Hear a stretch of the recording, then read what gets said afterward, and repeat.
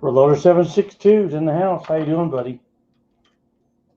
So went in and we had dinner, and our smoked rib roast was just fantastic, and we really enjoyed it. And there's going to be enough that maybe tomorrow night and the next night, Miss Highboy is going to make some really good beef stroganoff with it, the rest of it. So we had that, and I came out here and I ran these. Here, let me show you. I ran these based off today's live stream. Isn't that beautiful? And so I heard this last pass, and I thought, well, by golly, just make it live. A live stream, right? And let everyone hang out. Whoever wants to hang out can hang out, and if they don't, they don't. So anyway, we got Chuck Best, we got Jason Hunt. Yes, I'm back. Yes, I am. I'm back. So it feels really good to be back reloading. You know, my garage, it had furniture in it since like March, and you know, I just you feel you can't reload. You can't function. So man, as soon as I did my live stream tonight, I couldn't wait to jump out here and pull on the handle. I'm off and running. Alaska One Andy, firearm connection.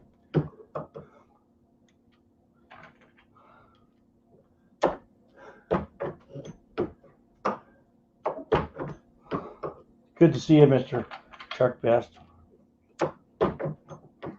So nothing special. This is just I did the live stream on this Sierra Bullet, got all the dice set up, and so now real time in my world, I'm just finishing up. I'm doing 100 rounds. I'll probably do 300 of these this week. The 44 special.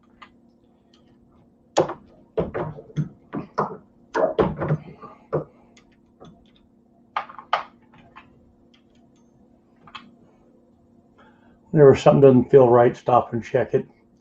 Tacos and French fries. Good to see you. Missed you, buddy. Missed you a lot. So I've had my air conditioning going while I'm out here, and so for the live stream, I turned it off, and man, I'm already starting to sweat. It's like 80 degrees in the garage, but that's okay. I'm just going to do 50 of these, and I'll be done. That's it. Miss Highboy, she's in the house. It's air conditioned, and she's all kicked back.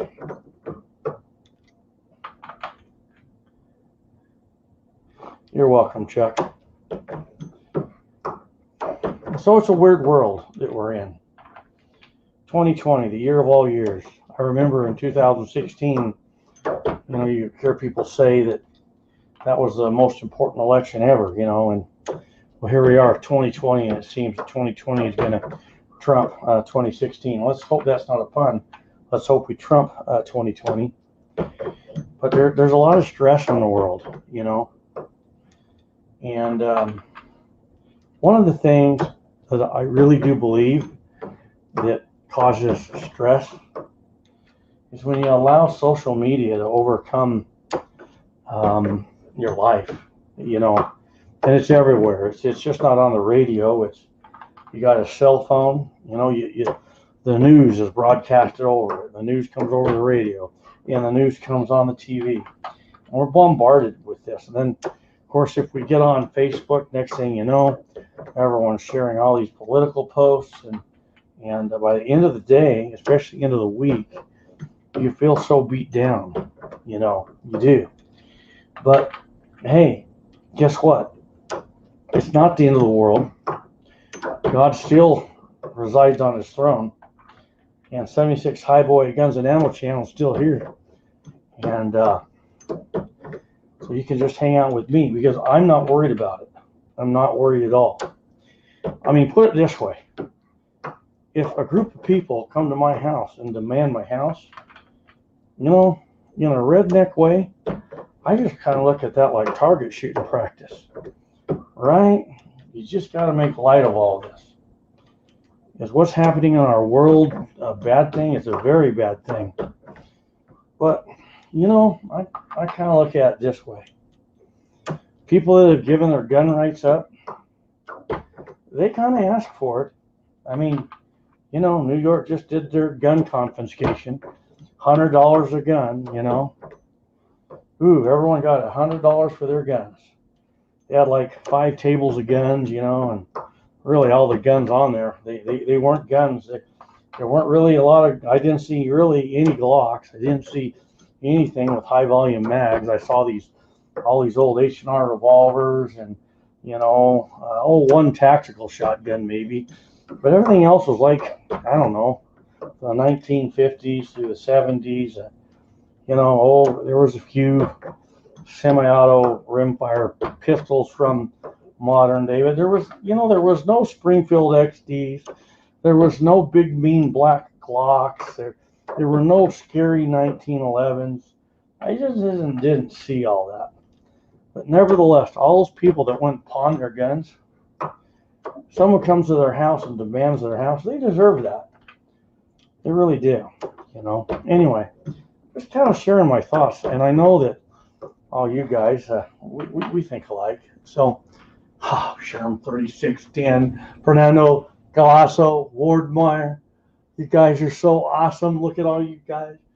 You see, that's what makes the world a great place right there. Good people coming together. Right? Okay. So I'm doing something a little different. I have this. This is the Lee priming hand tool. It's kind of cool.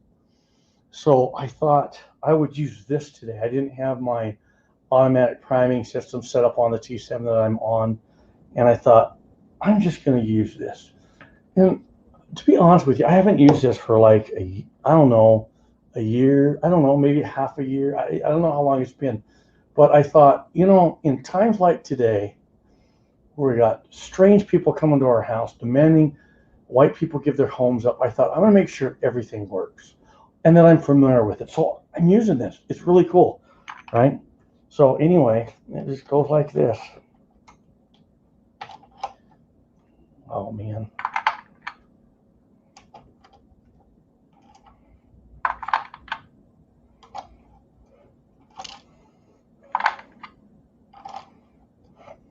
Isn't that just as slick as possums do right there?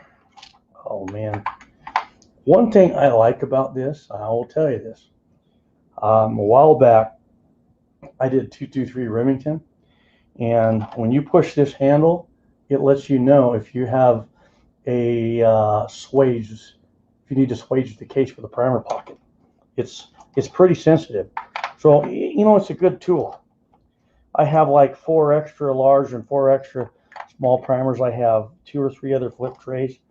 They're plastic. They're going to wear out, but just buy yourself multiple of each, and it's a good little tool. One thing I don't like about it, the shell holder tends to float back and forth, but it's kind of minor.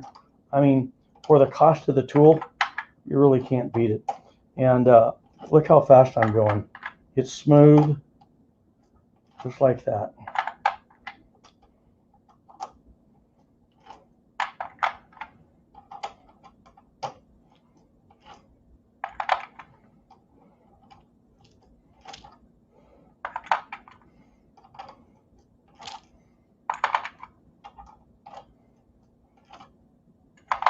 So what I do is, as I'm priming, I put them head up. Face them head up so you can watch the primers. Uh-oh, there it goes. I broke the Lee. Primer went flying out. Oh my gosh. See, that is a problem with Lee.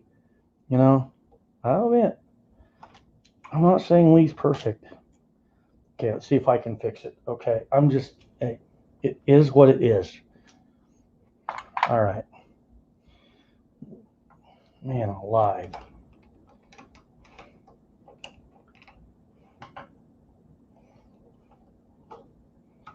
Okay, hang on.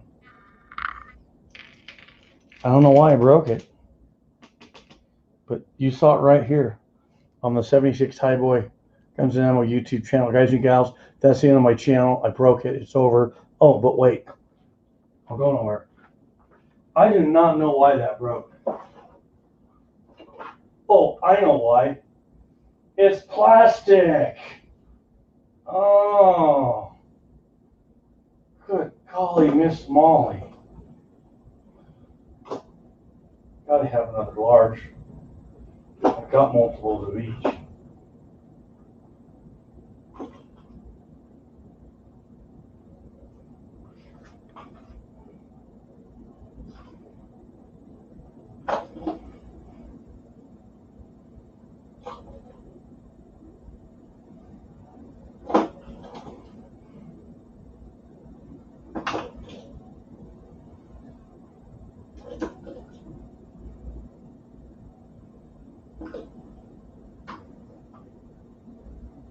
There's a large. I have 6 smalls, 1 large. How can it be? Jeez. All right.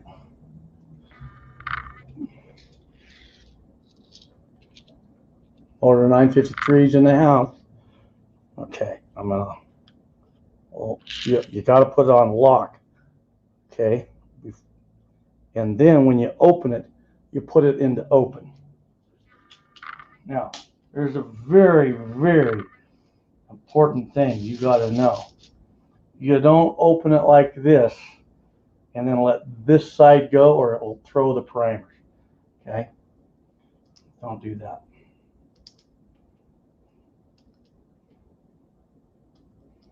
You know, I'll tell you why I think that piece broke.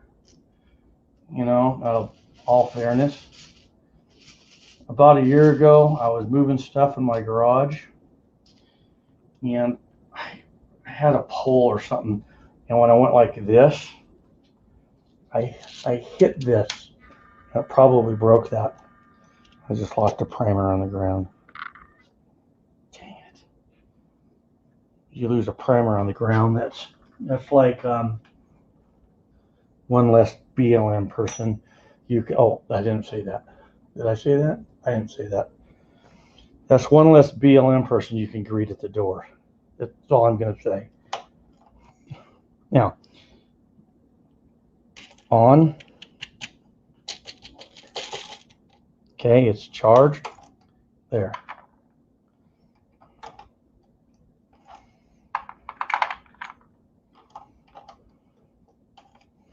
So you do want to keep extras of these. So like I was saying, about a year ago, I had this set up and I was moving something and I hit it and it exploded. So that's probably what happened, in all fairness.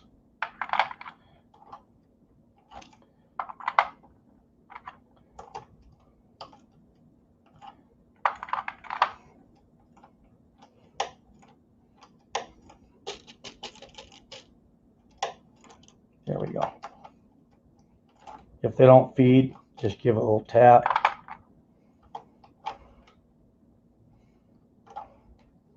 And they're off and running.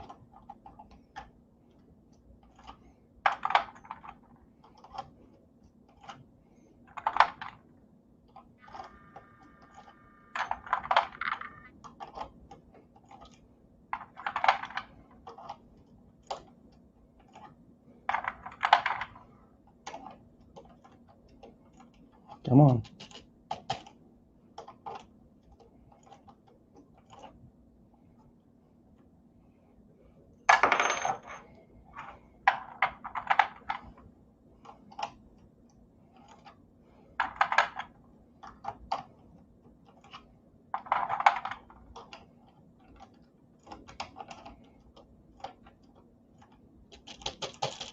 There we go.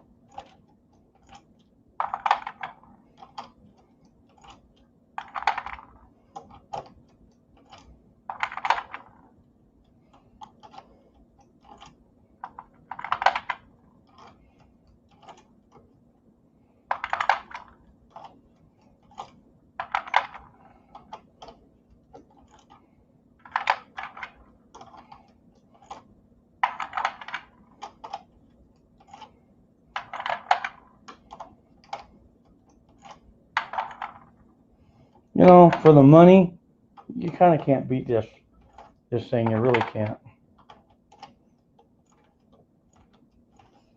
It doesn't want to feed. Just kind of tap it. It'll feed more primers into there, and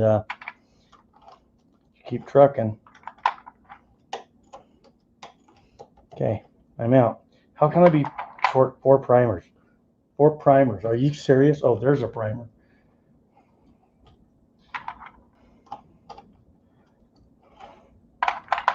Here, hang on. Can't stop there. My OCD says that there's 3 left. We're going to load them. So I'll just hand feed 3 primers into here.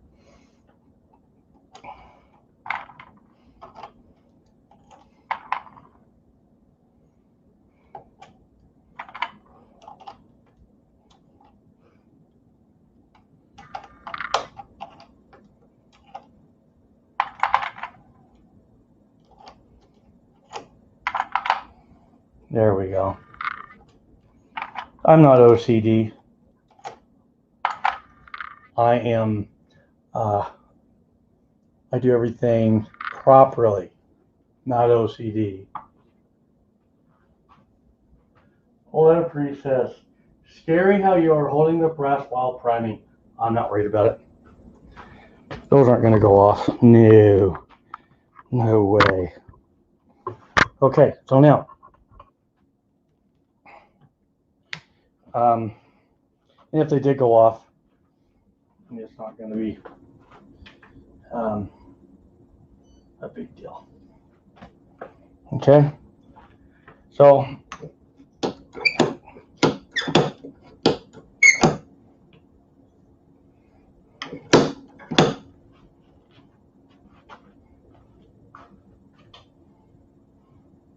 all right, 7.7.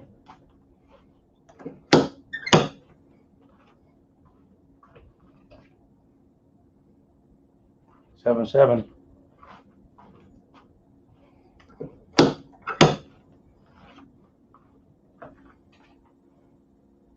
And 7.6, I'll take it. So I'm running 7.7 grains of unique.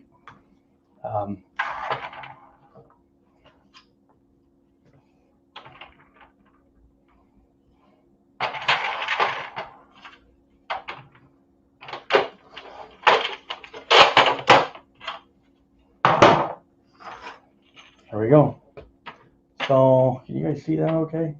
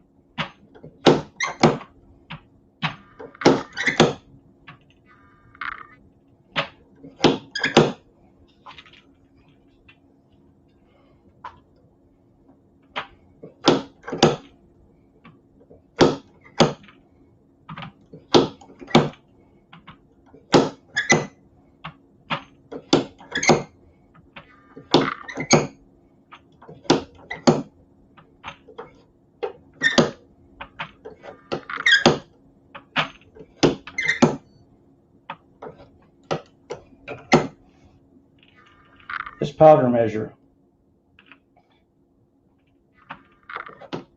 This is the hardest powder for this powder measure to meter. Unique. It's awesome on every other powder I use, but with Unique, it's just tight. It still meters super consistent. See right there, it wants to stick. I'm gonna have to take it apart and clean it, but it'll still be that way. I mostly run my Unique on my Dillons or my BR30. Okay, so now what I'm gonna do, I ran my batch, so I'm gonna double check, make sure that my charge is exactly where it's at. All right, 7.6, I'm good with that. Now, I went 3 and then I did 2. So now what I do is I'm gonna look at these with the flashlight and verify that every one of them got a proper charge. And then I'm gonna take the camcorder and let you check it out.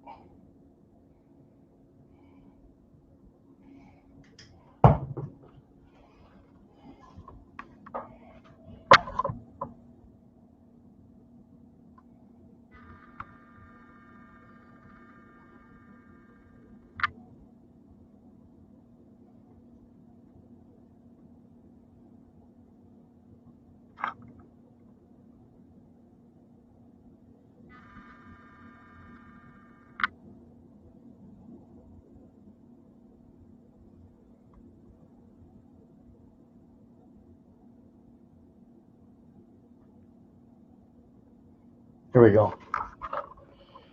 So now, that's what I'm ready to do.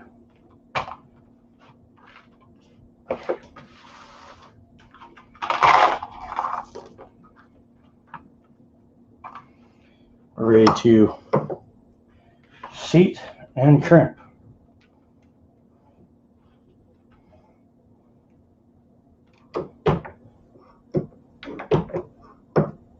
Now, based on my live stream today, the cartridge overall length for this is 1.490, but I don't go off the cartridge overall length. I go off by, I want to be seated up to the upper 90% of that cannula. That's where I seat to, which puts me at 1.465. So I'm almost 30,000 flow. That's why you want to work up to that desired charge. Okay. When you seat deeper, you're going to have higher pressures. So I'm off and running.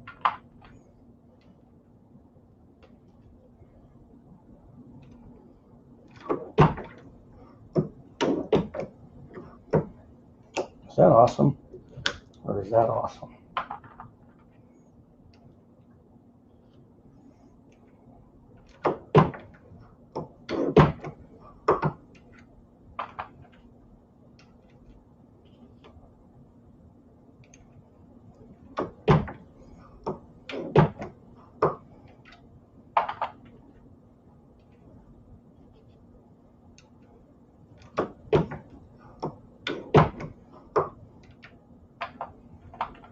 If I had my priming system all set up on this, I could do 150 rounds an hour pretty comfortably.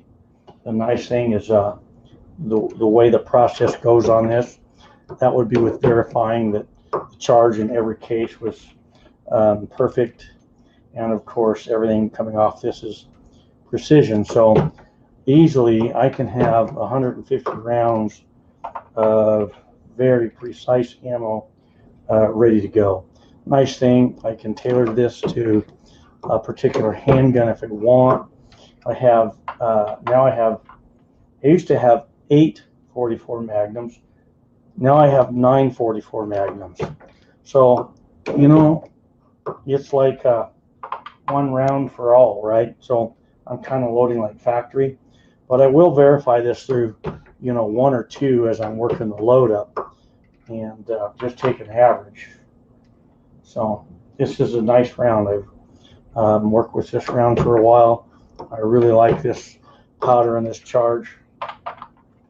If I was going to be doing this for a hunting application, then it would be, you know, 44 Magnum. I would be using H110 or Winchester 296, and I would be using, you know, CCI Magnum large pistol primers, you know. But for what this is intended for, I'm cruising right about 800 feet per second. This is a really nice round. The other thing is this is actually manageable to where if my wife wanted, she could actually shoot this, you know. And I do have a 44 special old Ruger 3 screw, and it's a hoot to shoot these through, especially if you shoot an owl. Oh, I didn't say that. You did hoot owl. Anyway, Michael's Worm is in the house. I think you called the other day, buddy, and yeah, I was down with COVID. I just was not talking to very many people. I had actually, when Michael's Worm called, I was just getting over the COVID, but all I was wanting to do was, I had went back to work, but when I came home, I just wanted to sleep. And he called me on a weekend, and that's all I wanted to do. So I apologize, Michael.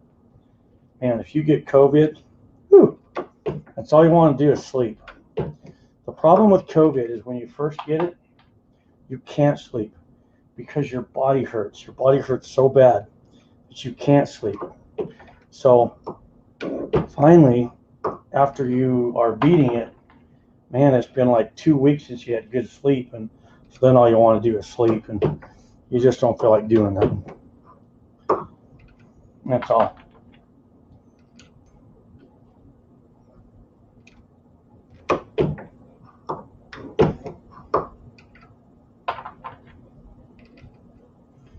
I'm trying to watch the comments while I do this.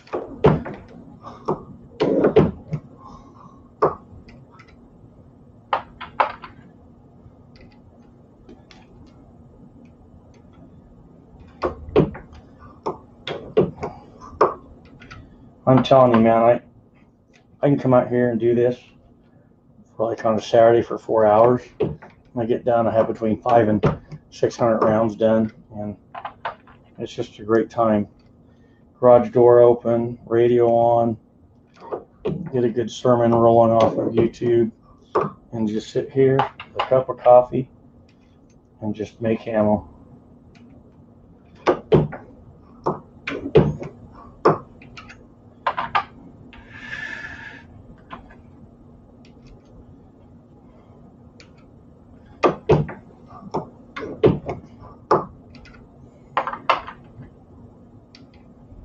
Oops, I better get a bullet on there. Jumping the gun, jumping the gun.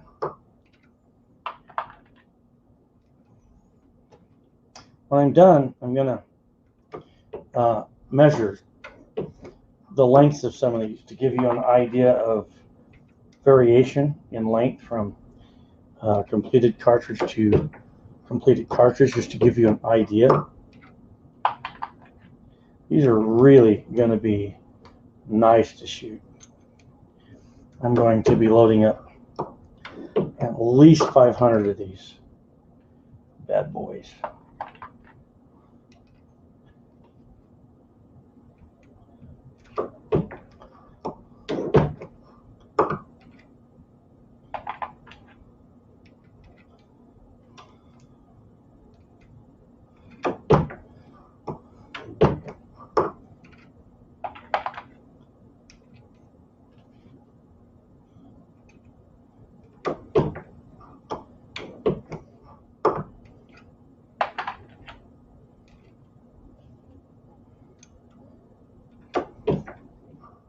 Put a link in the description box below back to Brownells, where you can buy this bullet. You can also go to Sears website. I'm not sure if they have these, but if you're into the 44 Magnum, you should check them out. Excellent bullets. I'm going to be short 2 bullets based off of the 2 that I used for my dummy rounds earlier today.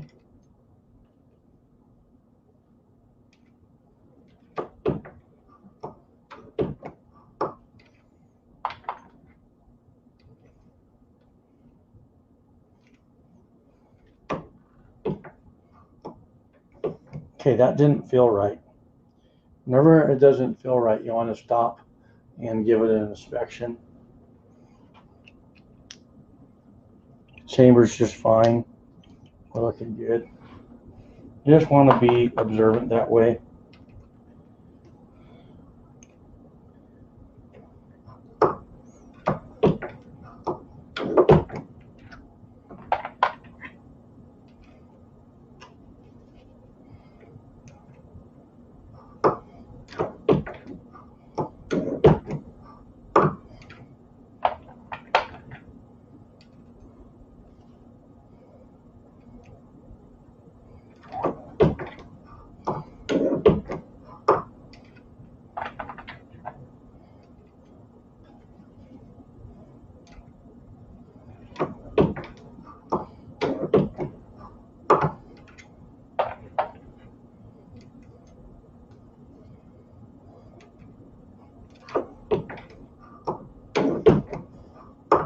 Okay, fellas, give me just a sec.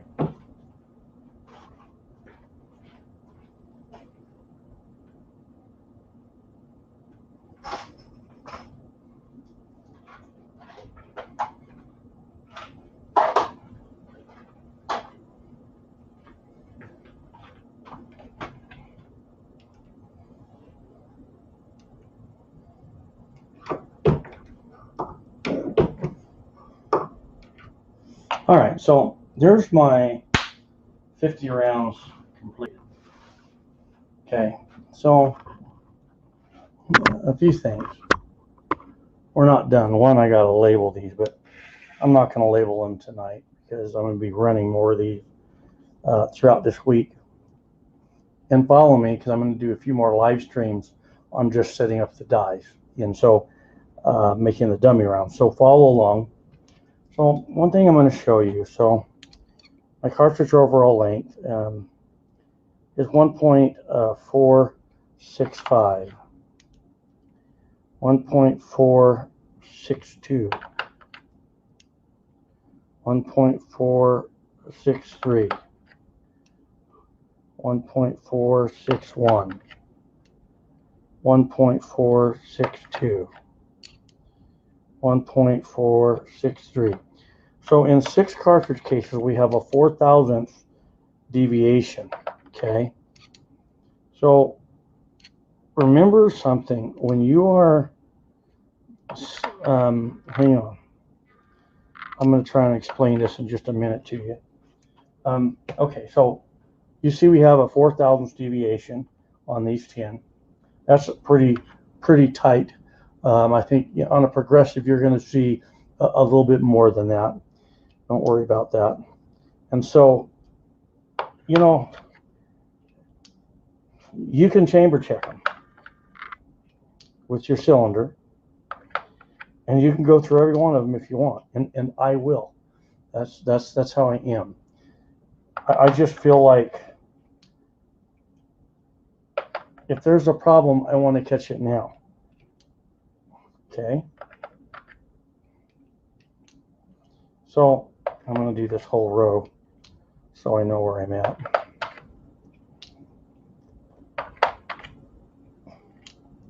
Ta-da! It's just like magic. It's just that we're using bullets. Okay. Okay. So I'm gonna just kind of give you a little information. Will help you.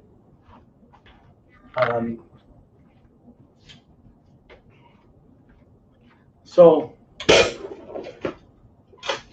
some guys, they'll say, okay, as an example on this, our cartridge overall length per the recipe is 1.490. So they'll say, well, I don't get it.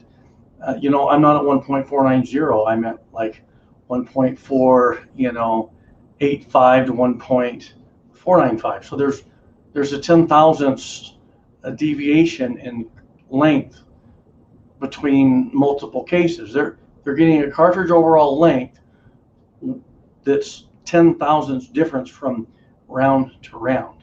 Okay, you have to take your mind and go inside of the cartridge case and imagine the base of the bullet. The tip of the cartridge is this. The base is this. The deviation in length you're getting off measuring the top of the bullet is going to affect it more than the base. The base isn't going to show that much difference within the case.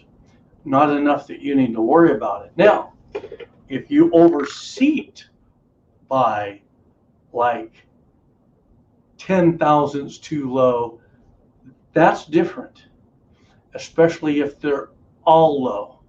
Now you've got a problem. But think about this. If you're seating for whatever length it is, let's just say 1 inch, that's easy, 1.0 inches. If you're seating to 1.0 inches and every one of them come out 3 or 4 thousandths higher and your dies are clean and they're solidly locked down, that's where it's going to be. And take it and run with it. You're okay with that. Okay? If something happens, you begin getting too wide of a spread, especially all of them too deep or all of them too high, you either have a shift in your die or a possibly dirty die. A dirty die will cause them all to seat too far. A loose die will start backing out and all of them will be seated too high. Okay? Any questions on that?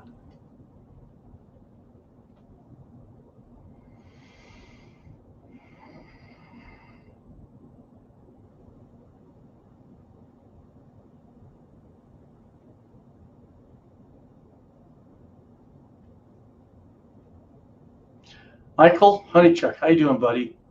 Good to see you.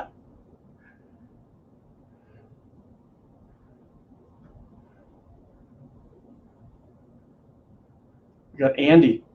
Andy, I came out here and I did these 50 back here, and I started doing these 50, and I thought, hey, strike up a live stream. We got 27 on.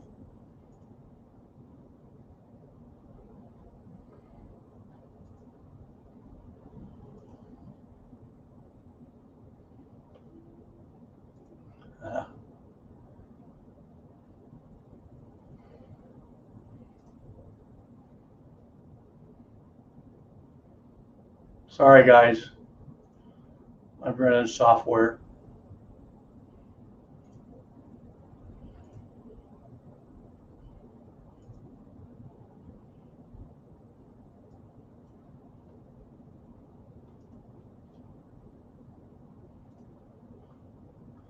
There we go. Okay, I'm back. Okay. Don Lalo, you're funny. Okay, so Overton Windex. What about bullet shape in relation to the seating stem? New reloader here. You can make the seating stem fit your bullet. Redding's seating stem, they used to come with different seating stems to match the bullet. But how theirs is, and I've never done it, but you can take hot glue and put it into the stem and mold your bullet to it and let it firm up, and then it matches that bullet. But you do want the seating stem to match the particular bullet design that you're running. And you can have them custom made very easily. There's companies that they've already got them made. Okay, you can just tell them what die you're running, what bullet you're running, and you can buy it. And that is a really good way to go. It's a very good way to go.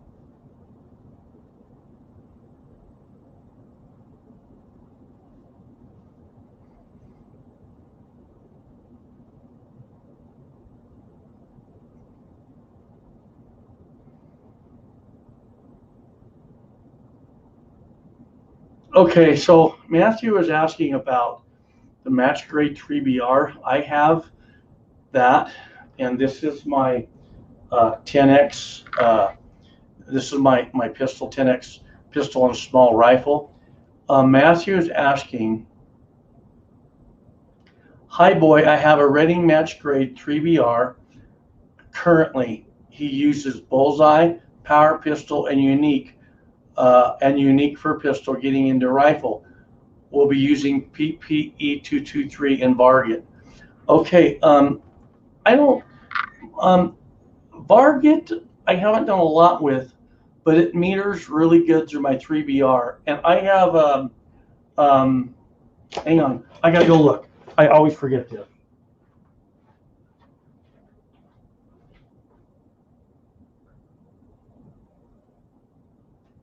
Okay, I have the 3BR, but I have the competition BR30 also. My competition BR30, meaning bench rest 30, it is for metering a charge. The closer you are to 30, the more consistently it meters it. That's why it's BR30, okay? Every powder I run through that is just fine. When I've ran a Varget through that, you feel it cut hard, but it's pretty doggone consistent.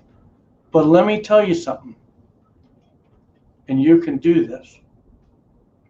I want you to think of the logic here. I have a powder measure, whatever brand you want it. And let's say we set it up for 30 grains. 30 grains. So you get it dead on, but you notice something. One time it's 29.9, the next time it's 31.1. The next time, 29.9, next time, 31.1.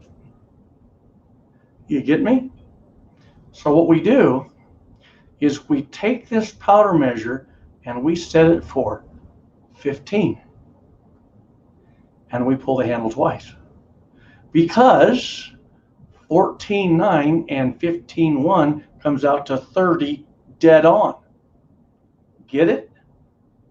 If you're running a powder measure for your rifle and you want to throw fast, set it up for 1/2 of the value that you want to charge the case and pull the handle twice. Because one time it will be a little low and the next time a little over, and it will average out. I have had guys get a hold of me and say, I can't stand my powder measure. Some guys have a powder measure that is 3 to 4 thousandths low one time and 3 to 4 thousandths high the next. So I tell them, we'll do this. Take your powder measure, set it up for half the charge, and pull the handle twice. And some of them don't get it. And I say, wait, hang on. Do this. Out of faith, set it up for 1/2 the value, prime it, and then pull the handle twice and tell me what you get. And they respond back and they go, oh my gosh, I was 1/10 off. Exactly right. Because the nature of powder measures, because of vibration, is one time they tend to throw low, and the next time they tend to throw high. On a pistol where you're looking at 11 grains and under, 19 grains and under, who cares? Who cares? It's a handgun. On a handgun, if you want it dead on, throw low, trickle up. on a rifle. If you want to throw low and trickle up, you can. But on a bench rest application where you got to go right now, now you take your match grade 3BR and set it for 1/2 the value, and you might find that you're coming on more dead on. Okay, so try that. It might work. Now, as far as all those powders, Walter said it right. Matthew, bullseye and power pistol will measure just fine. Flake and stick. The flake is what this one struggles with. It just does. It always has. But I will show you something. You're going to have to go with me on this. I'm not here to pull anyone's leg. If you don't believe me, just do what I'm doing. Get you your scale set up. Get it zeroed. Get you one of these and do it. This, I can run any powder, and it's just velvet. I put Unique in there. It struggles. It's just when Redding makes these, they don't make 100 bodies and then 100 rotors and put them together. They don't do that. They make this body and this rotor, and it's matched. If I take this rotor out and put it in one of my other Reddings, no, not going to work. Okay, it's for this one, and it's so tight. So when I run flake in here, flake is an extruded powder that's been cut down. And at the point that the diameter is wider than the length, it's called flake. So it has all these funky angles. If you look at it, you'll see that. So when I put flake into this, it's just ornery. It is. I don't mind it, and I'll tell you why. There's 7.6.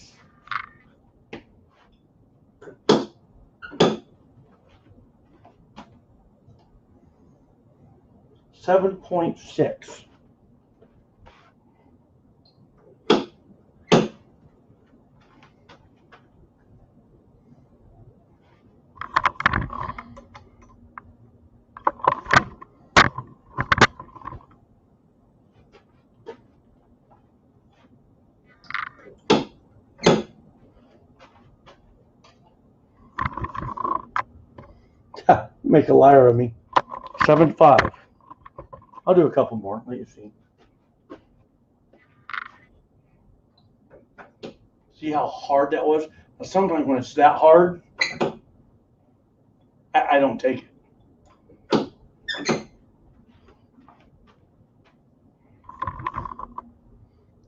There's a 7.8. But I will tell you something. Coming off Unique, a 0.2 difference, you'll never notice it. See, there's my 7.6. My 7.6 is back.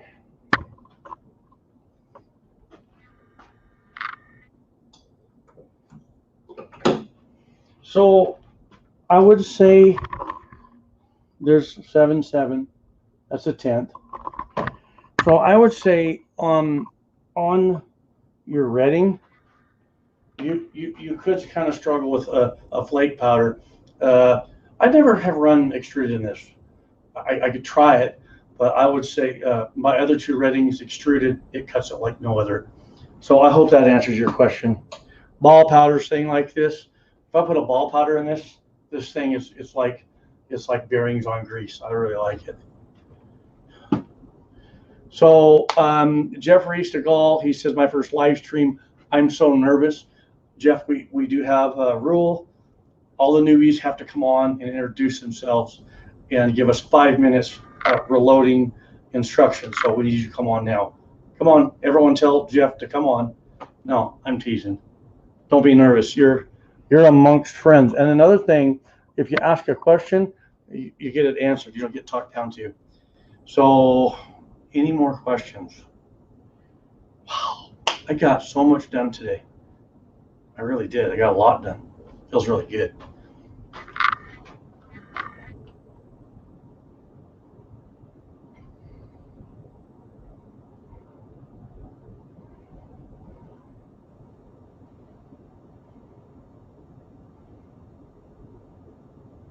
Danny divined. Thank you, Danny. That's a very nice comment. So what I'm going to do for this week, in the evenings, I'm going to come out. It could be striked up anywhere between 4 and 5 o'clock my time. I'm going to live stream this bullet, these exact dies that I work with today. So you'll see 2 more on the 44 Magnum. 2 more. Next weekend, I'm going to kick off with 357 Magnum. I have some Killer Sierra bullets. We'll get those loaded up. A week after that, we'll get into 223 Remington. Okay.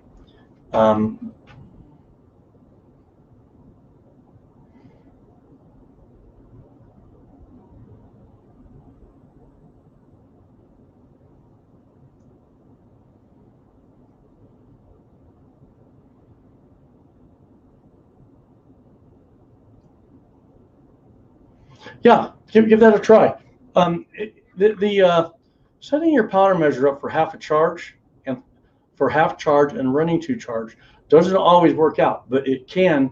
But where you'll see that work is when you have a powder measure that doesn't throw tight. When you have a powder measure that starts going all over the place, go for half, throw 2 times, and you'll be a lot closer, sometimes dead on. So, okay, I don't know when the next live stream video is. Just keep an eye on my channel throughout this week because you'll see them.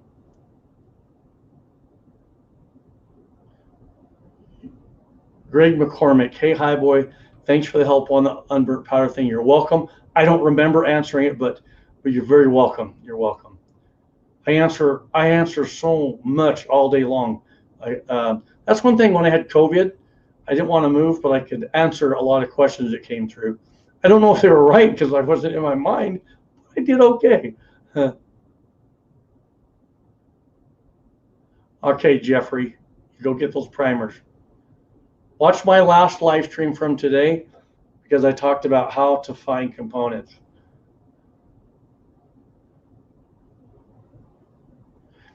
Matthew says, mentioned to Walter that there's a local company in Spokane that makes a quick measure that just drops the powder without cutting. Just don't know if I want to drop 200 when I can make my 3BR work. You should make your 3BR should work just fine, brother. I wouldn't spend another dime.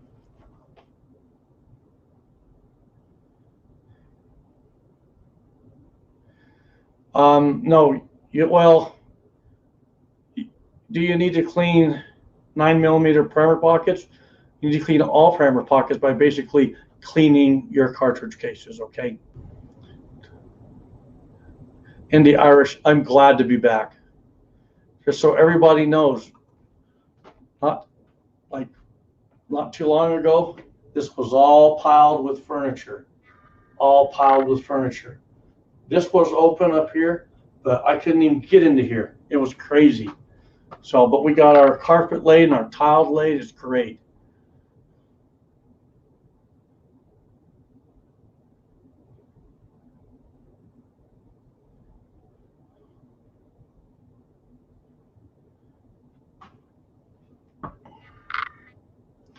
Jason Hunt, what's your opinion on loading 9mm with small mag primers? Now we got a topic.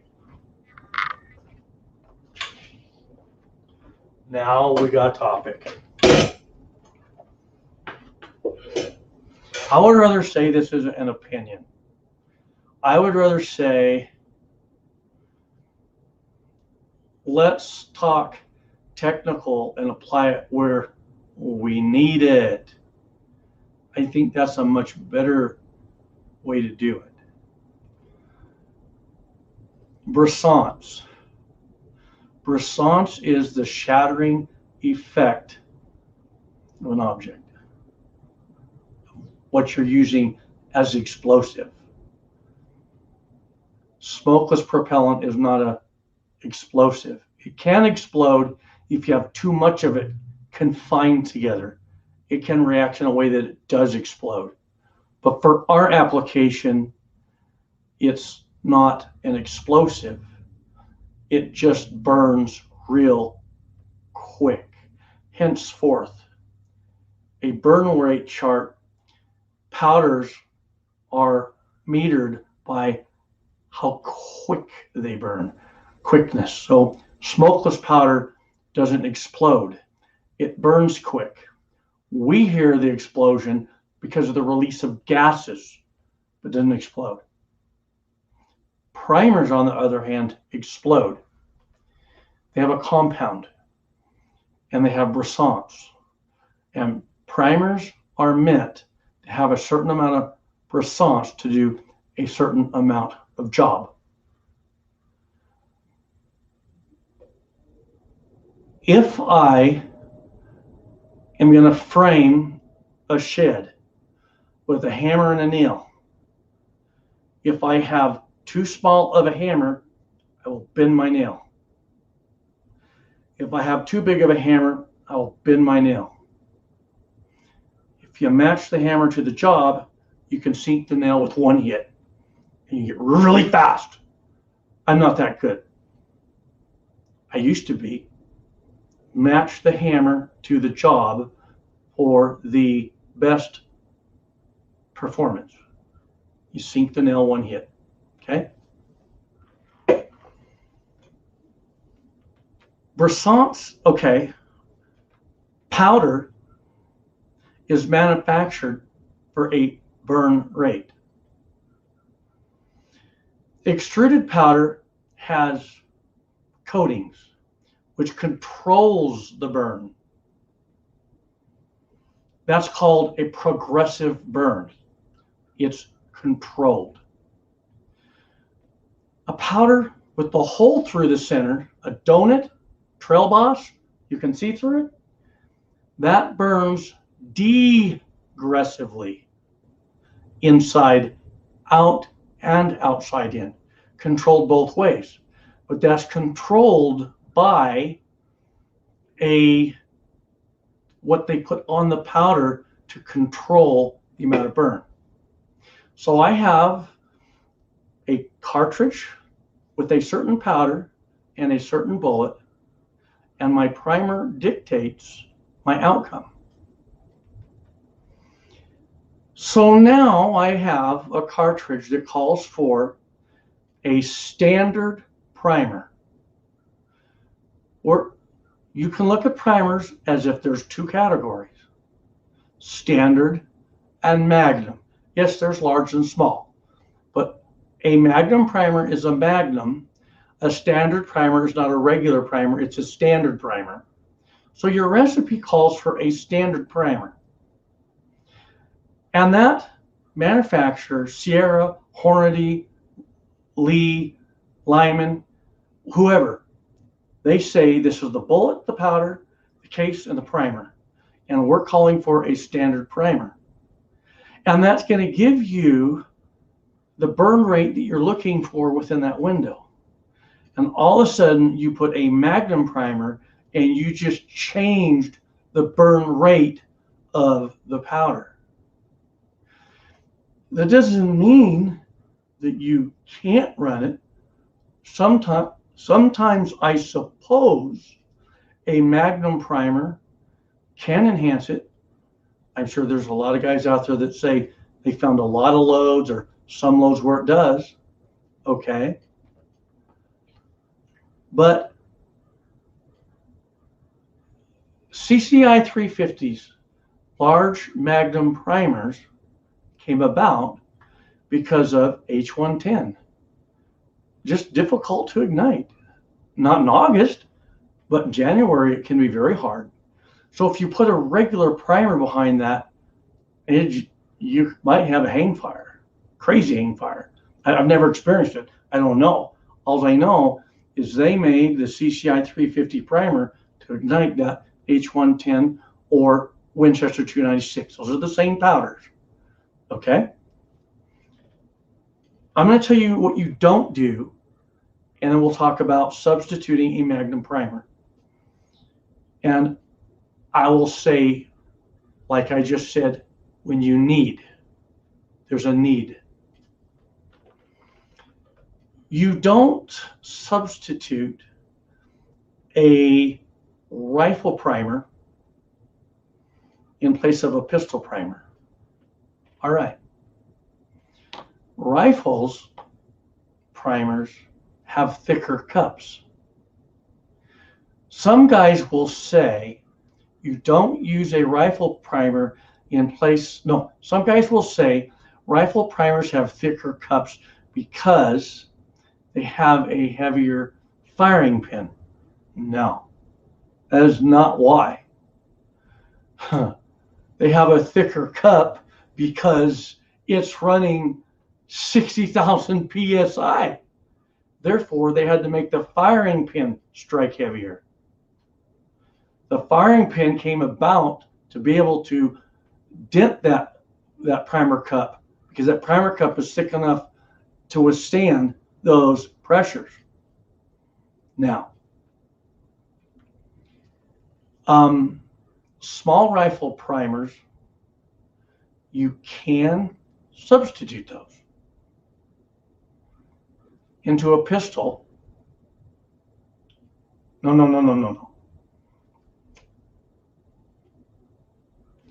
You can substitute a pistol primer into a rifle as long as that rifle is under 36,000 PSI. If you take a small pistol primer and you run it in something over 36,000 PSI, it's going to come through that primer cup and into your eye.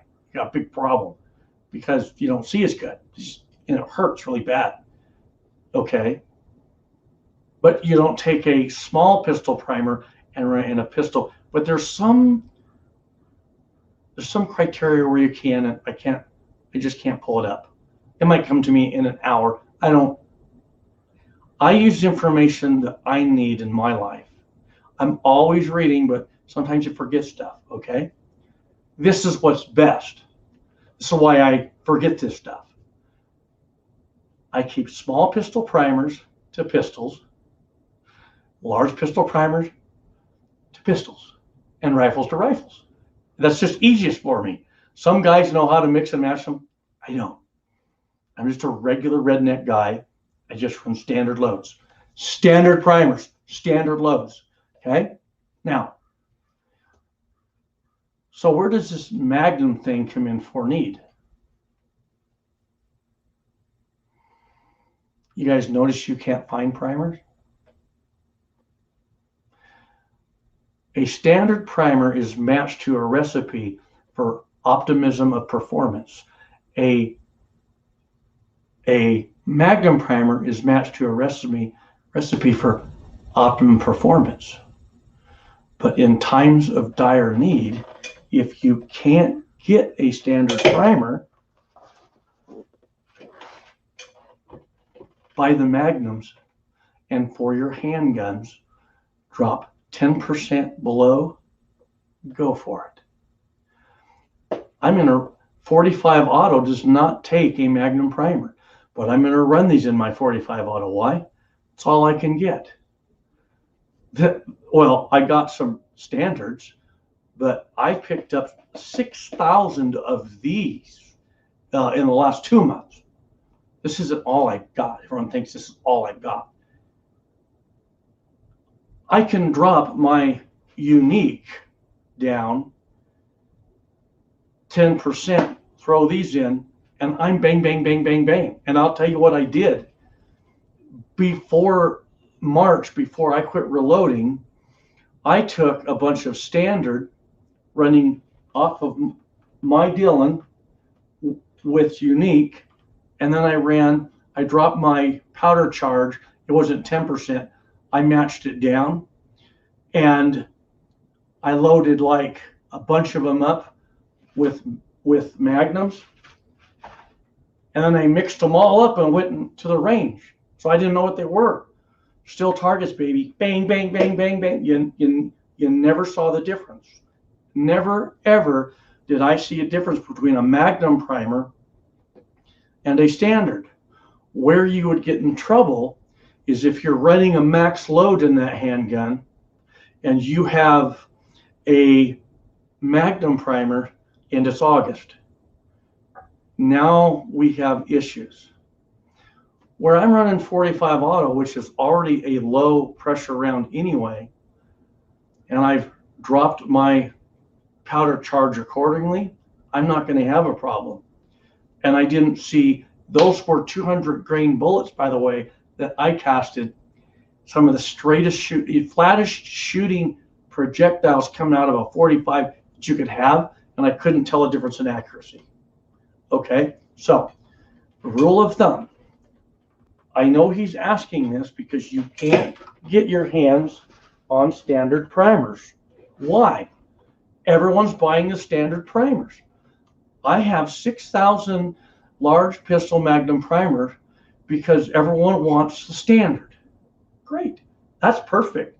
That leaves a lot of Magnums for me. So I buy my Magnums, I drop my powder charge by 10%. That's a great place to start. I begin working back up, looking for pressure. And for accuracy, look for the tightest shot groups and lock it in there, and you're good to go. And it's the same with the 9mm, but now I'll tell you this. In my opinion, there is a bit of a golden liner to this. And that is, I like to go out in January when it's super cold, and Magnum primers are super for making powder perform when it's cold out. So I know my pistols are going to run really good, and as good as they were when I was running those before March, as good as those Magnum primers were, I thought, man, with this recipe, I just might stick with Magnum primers, okay? Now, I'm going to leave you with this. I did a huge mistake. Huge mistake. I accidentally loaded up, I don't remember how many it was. Could have been like, it came off my Dillon. In a Dillon, you can put 100 out so fast. It was 100, I know it was. I put a whole box of large rifle primers into my Dillon, and I loaded those in my 45 autos. I was like, oh, I did not want to pull those. I checked them. They really weren't standing up higher. I got lucky because later I came and I tried hand priming some, and man, those primers were standing up. I thought, man, if those primers would have been standing up, I couldn't have shot them, not like that. The Dillon was seating them good enough that they were flush with the rim. Well, remember, a rifle primer, it has a thicker cup. A striker fired XD45, I thought, man, there's no way this is going to pop all these. And it popped every one of them. And they were really good loads. Bang, bang, bang. And they weren't hot anymore, hotter or nothing. And they were fine. But I would not recommend running rifle in pistol. I do not recommend that. So I hope that answers your question. Yes, you can substitute a Magnum primer in place of a standard, okay? Don't say regular primers. Get that out of your vocabulary. You can substitute a Magnum primer in place of a standard primer. You just have to reduce the load down and work back up for watching signs of pressure first and accuracy. I think you'll find that when you find the tighter shot group first, and then once it opens up, you'll see the high pressure signs. Okay. So that's a long way to go around it, but that's the whole story. That's everything.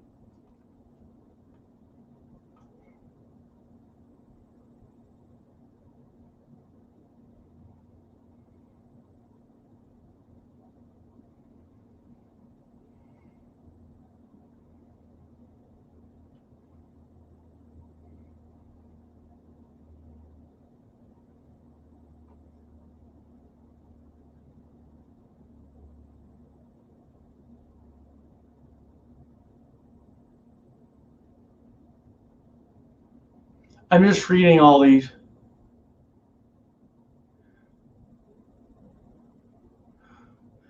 Do you, okay, this is from Danny Devine. Do you or does YouTube throw email notifications when you start? I don't know. So everyone knows I see all my YouTube stuff. I try to answer everybody's questions once at a complimentary, but then I tell them to go to the forum, and then if they ask more questions, I don't answer them.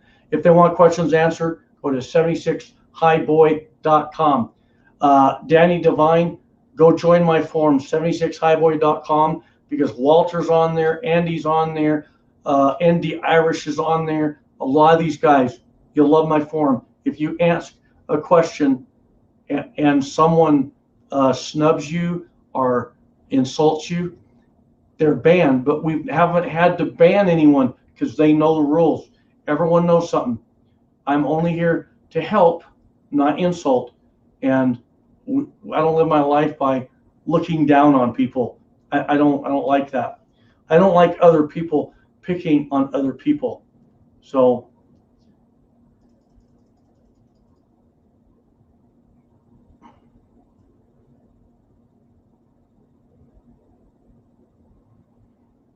okay, Reloader 762 says YouTube is stopping email notifications at the end of August. What's an email notification? Oh, that's where through your email you see. Oh, and in other words, that makes them go to YouTube to see the notifications. Gotcha. You're welcome, Michael Swarm. I love you, brother. I'm really sorry I didn't answer the phone that day. I just, another thing I didn't tell you guys, I have oral thrush. I never even heard of that. Oral thrush? I started a new asthma medication back in March, about the time I got COVID. And you're supposed to rinse your mouth out. Well, I kind of was, kind of wasn't. And then my voice was going away. Well, I didn't know if I liked that new medicine, so I went to my old medicine for about a month. My voice cleared up. I didn't think nothing of it.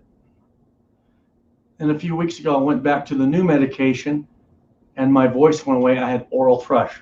So I've been gargling with vinegar. And so, anyway, I'm sorry, Michael.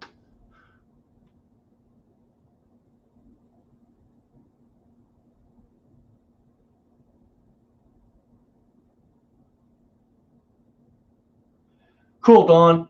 Yeah, go check the forum out. Well, Andy's saying that none of us know how to reload, and we don't. And another thing, Andy doesn't know anything about real fast race cars, and I don't know anything about slow four-wheel drives. We don't know nothing, okay? So I'm just curious, would you guys like to see my new four-wheel drive? I won't show it unless you want to see it.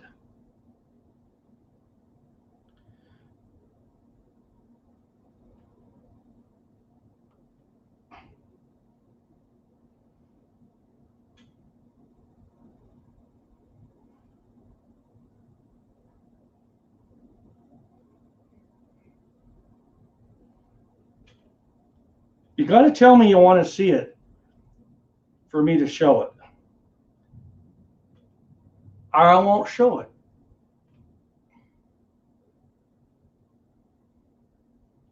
Danny wants to know. Floyd Hicks wants to know. Don Layla. Okay, we got three. Here we go. Okay. I used to have a Highboy. Remember the old Ford Highboys? They were the 3/4 ton. They had the front bar underneath, the transfer case hanging down, 3 drive lines, and the extra tall blocks. So that's what it was. I had that thing for like 25 years. Okay. This thing was mechanically done bumper to bumper for the most part. It needed a few more things. And then I had a new bed, a new hood, and new fenders. I wasn't going to restore it until my house was paid off. Well, we paid the house off in February. And then, well,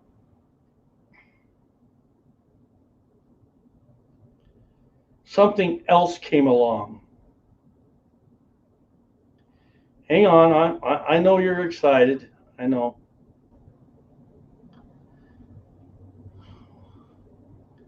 I can't find them now. Oh, here we go.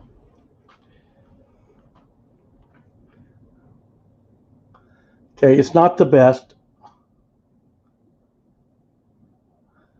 This was called the Low Boy. Oh, all right. If you go to the forum, I can't remember if I put pics of this, but I'll put some more. It was the Low Boy. In other words, it's still tall. It just isn't as tall as the High Boys. So I put my new wheels and tires on it. Okay. Oh man, that thing looks so good. And the wheels and tires, is that an awesome wheel or what? Okay. And they are the 10-inch wide wheel on 35 tires, 1635. And I'm going to, I don't want to put a 3-inch lift. I'll put a 2. I just want to bump it a little bit. And then I got a, okay, I'm going to show you guys this. You're going to freak. You're going to freak out. I know Michael Swarm's going to be like, oh man. Because see, he works all the old equipment, farms, right? Look at that. Dana 60 1-ton front end. And this is the direct bolt-on. This truck I bought, it has a Dana 44, very heavy duty. It's a strong axle. These go for $1,200 on up. This thing is all straight, never been wrecked, came right off the original truck. I got it for $600. So I'm going to rebuild this. I'm going to go to the pinion, pull the axles, everything. When I'm done with this, it's going to look brand new. And Michael Swarm is going to go buy an old Ford and he's going to try and steal this. And Andy 79Z28 is going to build a motor really fast to stick in the truck. So I got to hide this. And Andy's going to say, that's on the floor, send it to me. No, Andy, because I didn't drop it. So now you guys kind of see my redneck side. I love like I used to be into like four-wheeling and getting stuck and mudding and drive over anything and through anything. And we used to say I got a buddy and we wouldn't say, hey, you want to go four-wheeling? I'm serious. I would get done delivering pizza at Pizza Hut and I'd call him, I'd say, you want to get stuck? Sure, dude. And we would go at I get off at 11:30. Sometimes I would close at 1 in the morning. We would go because it would be raining. We were so excited. We'd go get stuck for like 8 hours and be digging ourselves out and get out and go to breakfast the next day. So anyway, that's I don't off-road anymore, but I love the old trucks. So, all right. Bobby Barlow, he loves the Low Boy. It's nice, huh? I don't deserve a truck that nice. I don't. Thanks, Danny Devine and Don Lalo. So here's the deal. I'm going to go ahead and call everyone out. What can we say? You know what I'd like to say? Yeah. Well, it won't fit under a Chevy. The Chevy has the diff on the passenger side. This is on the driver's. And, Chevys are okay, but man, them Fords. So this is what you're going to type. You're going to type whether you like Ford, a Dodge, a Chevy, a Toyota. If you like a little tracker, put it. Jeep. You like a Jeep? Okay. Yeah, everyone's going to be calling me the Low Boy. Hey, Low Boy, what are you doing? Okay. Danny Devine here now. You know what? Just so it runs, right? We all like what we like. Harold Farmer, he loves the Chevys. Gordon Bosley, He's a Chevy guy.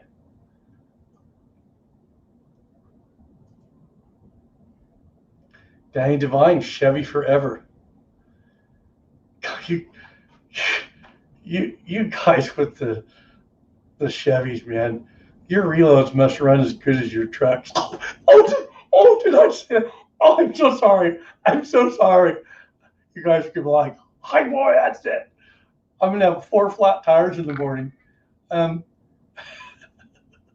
Eric, he's a Dodge man. Daniel Jones is Dodge. Walter Bunning, my Toyota Tundra. Watch the Toyota. Danny Devine, you're so funny.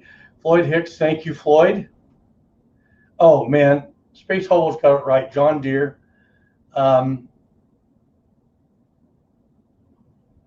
And he's into Camaros, trust me. Fernando Galasso, Ford 100. Well, the 100s were 75 and earlier, so you must have an older one. Very cool. Chuck Pest is a Ford guy. Ford Moyer, Chevy, and Kubota. Yeah, Kubota. Jeffrey Segal, Ford and LR Disco.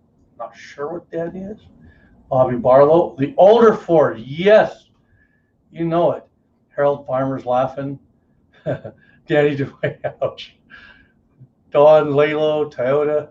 Michael Swarm, liked all that run. Yeah. That's Michael Swarm. He just likes something that will do the job. So now that I've insulted all the Chevy guys, someday when I come to your town and have a barbecue, every time I look over, you guys will be flattening the tires of my Ford. I know it. So, okay. You guys are really awesome. I love y'all like family. Stay tuned. I'm not sure what nights I'll be live streaming, but I want to do 2 more on this 44 Magnum. Tuesday, I'm going to do a Bible study. So I'm going to be back. I might continue in Genesis, or I might have a message of encouragement. Okay. So here we go. Guys and gals, that's the end of this video. God bless.